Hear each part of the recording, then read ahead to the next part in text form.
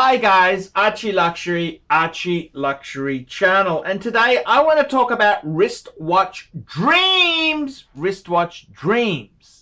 And before I start, remember, like, subscribe, and tell your friends. Remember guys, if you want to help me out, why don't you sponsor me on Patreon, or you could get a paid review. If you look to the Poor Pluta channel, that's my other YouTube channel.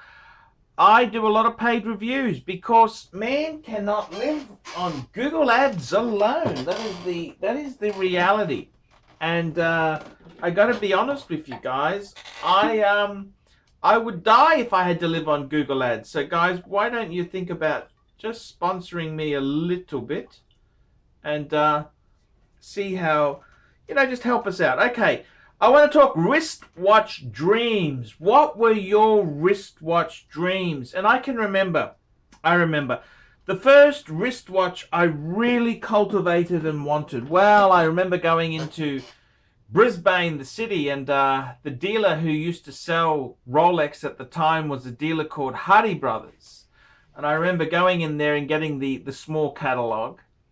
And I remember thinking I'd be happy to have any of these wonderful, cheers guys, any of these wonderful Rolex watches. And I remember it would have been 1989. By the time I started work the next year, 1990, I just said to a guy in the trade, get me any Rolex you can. And I was expecting, if you remember the little catalog, the first Rolex, it started off at the cheap end and went up. Well, there's no cheap Rolex. There is no bad Rolex. It started with the Air King. So I was really expecting an Air King to turn up. But no, I got a plastic Explorer 1 at 1016. But when I say wristwatch dreams, what would I be dreaming of? Well, I'd honestly, to tell you the truth, on the cover of that catalog was a yellow gold 18238 double quick set day date with the champagne dial. I think that was the dream. I thought if ever I had big money, won the lotto, I'd get myself a Rolex day date. And I remember years ago, around that time, the guy at the pen shop, he actually had a solid gold AP. He had a day date, Rolex day date. What else did he have? He had something. I think he had something else. But those were the two I remember he wore, because I just bought a pen, a fountain pen, a Parker fountain pen, gold plated. I didn't know much then, I just gold plated Parker fountain pen, and then I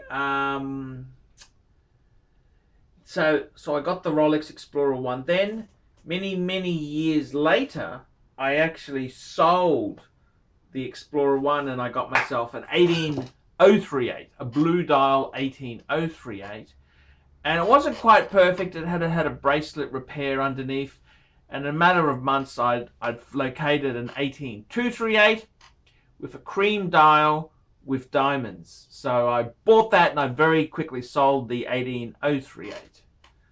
And after that, what was my wristwatch dreams? Then I started seeing the catalog, and I was doing a little bit of, buying and selling a few pieces.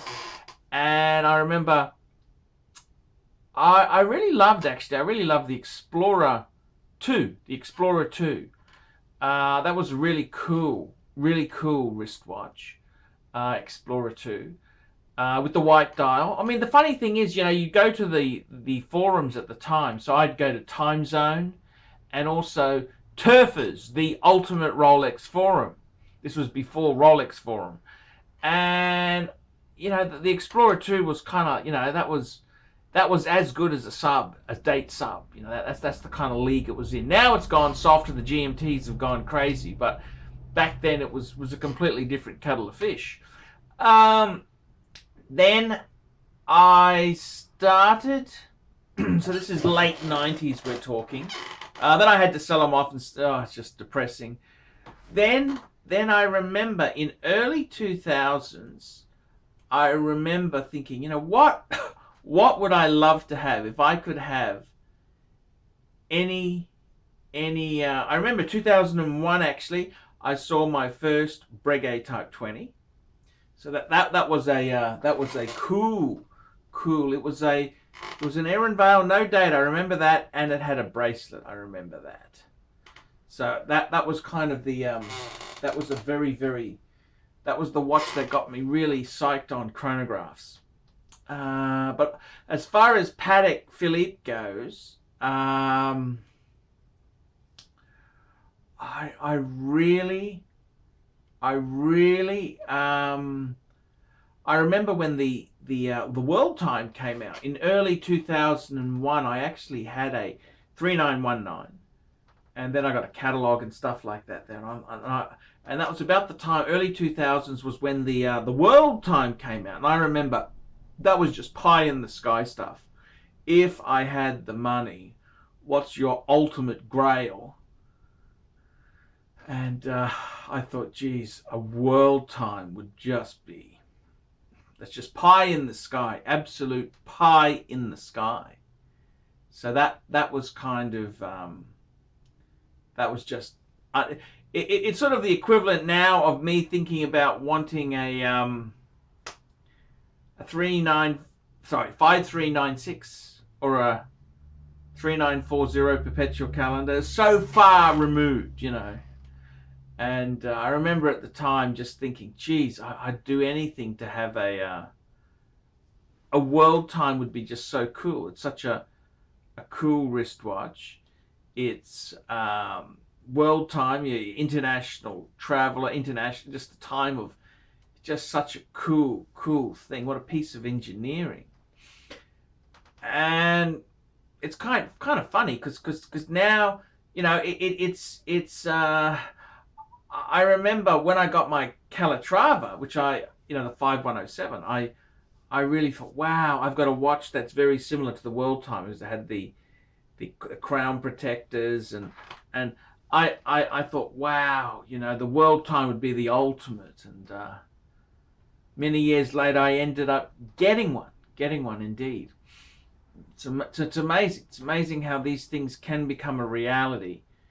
And I remember early 2000s seeing a guy who had a solid gold Submariner, and I thought, wow, blue. I remember thinking, wow, that is just, I never seen anything like it. Never had seen any, just so amazing. Years later, I managed to get one. That's pretty damn amazing stuff. And it's kind of funny. You look at these watches, years, you know, you think to yourself, they're just so unattainable, but then they become attainable.